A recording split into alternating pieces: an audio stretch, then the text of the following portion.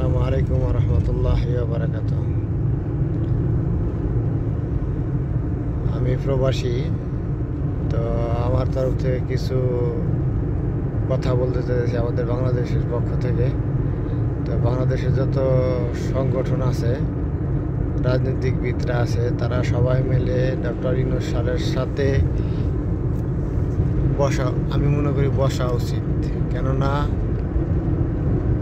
আগামী 100 বছরের ভিতরে এমন একটা আইন করা উচিত দেশের বিপক্ষে বা দেশের আইন শৃঙ্খলা মেনে চলা সমস্ত রাজনীতিবিদদের অবশ্যক থাকবো অবশ্যই। যে এখন যে আইনটা করা হইতেছে, এই আইনটা 100 বছর পর্যন্ত অব্যাহত থাকবো।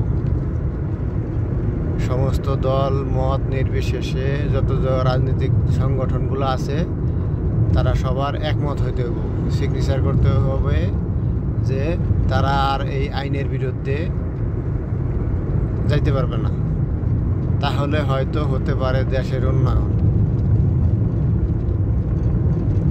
নয়তো বিএনপি আইসা বলবে যে এই আইন ভালো লাগতেছে না আমাদের কাছে, এটা চেঞ্জ করতে হবে। আবার 5 বছর পরে আবার আওয়ামী লীগ আসবে, তারা বলবে যে এই আইন আমাদের কাছে ভালো লাগতেছে না, আমরা এই আইন পাস করব।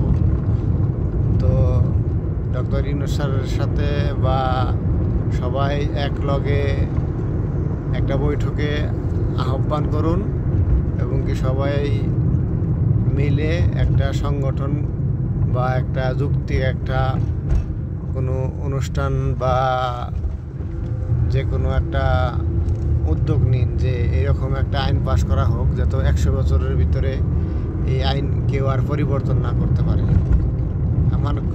আমার ক্ষুদ্র ব্রেন থেকে যতটুকু কথা বলা উচিত বা আমি মনে করছিলাম ততটুকু আমি বললাম। যদি কোনো ভাইয়ের বা কোনো বোনের